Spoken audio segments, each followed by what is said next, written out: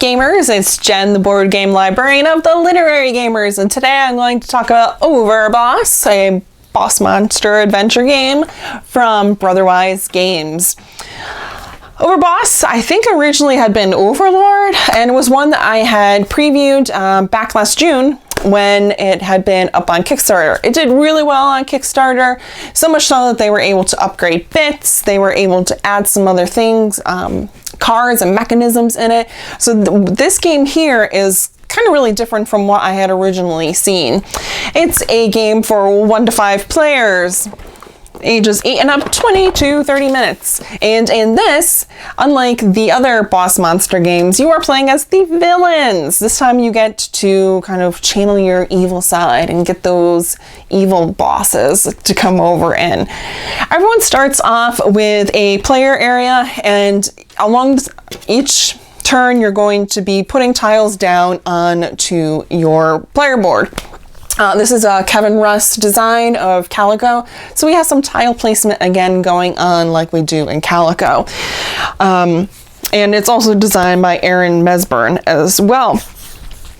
On your turn, you are going to pick up a tile, and there's a huge variety of different tiles, things that you can do, and you're going to pick up a little villain as well. There might also be portals, there might also be shards, crystal shards, but for the vast majority of what you're going to be picking up from the center of the table, from your 4 options, are going to be a tile and a boss, and then you're going to place them on your board. Now, ideally, you're going to want to try to get tiles that are going to match the little mini bosses and vice versa. But that really doesn't happen a super lot, at least in the games that Matt and I played.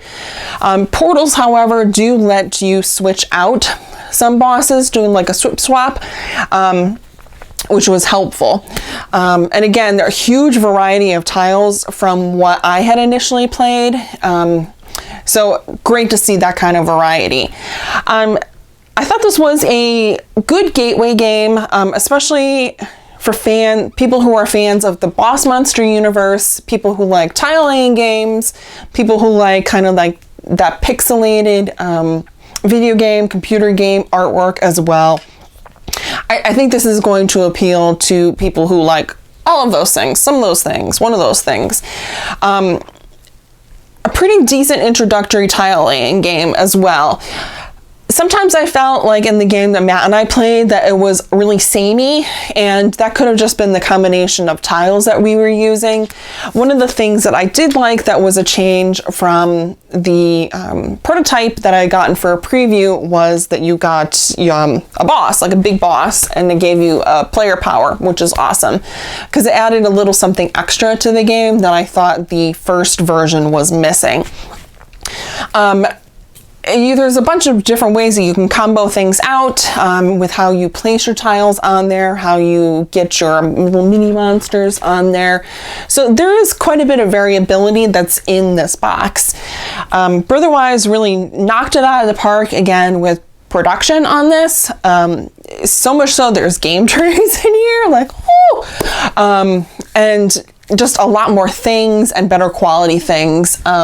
Even than the pretty great prototype that I had gotten. This is one that I am going to bring to the library. I'm not sure if I'm going to end up putting it in the children or teen section yet. I think it would go really well in either. Again, because it has this really dynamic cover on it that I think older children and teenagers are going to be really drawn to. And then the introductory nature of the tiling as well.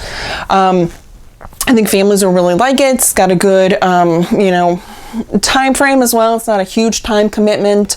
And again, the variability on it is also really high. Have you played Overboss yet? Did you back it? What have you thought about Overboss? That's it for my pretty quick review today. And as always, we'll see you next time. Bye.